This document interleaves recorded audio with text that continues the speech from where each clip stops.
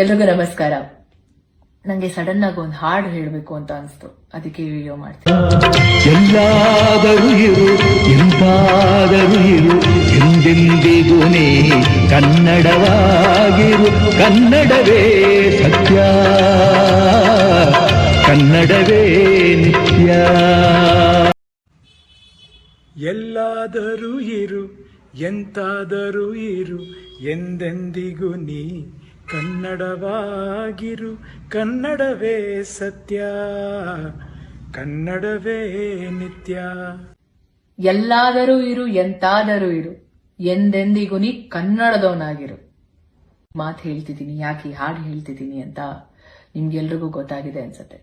ಕನ್ನಡ, ಕರ್ನಾಟಕ ಅಂತ ಬಂದ್ರೆ ಪ್ರತಿಯೊಬ್ಬ ಕನ್ನಡಿಗನಿಗೂ ಇಟ್ಸ್ ಅನ್ ಇಮೋಷನ್. ಹಾಗೇನೆ ನಮ್ಮ ಭಾಷೆ ಬಗ್ಗೆ, ನಮ್ಮ ಕನ್ನಡ ಭಾಷೆ ಬಗ್ಗೆ ಯಾರಾದ್ರೂ ಒಬ್ರು ಟೀಕೆ ಮಾಡ್ತಿದ್ದಾರೆ ಅಂತ ಅಂದಾಗ ಸುಮ್ಮನೆ ಅಂತೂ ಕೂರಕ್ಕಾಗಲ್ಲ ಅಲ್ವಾ.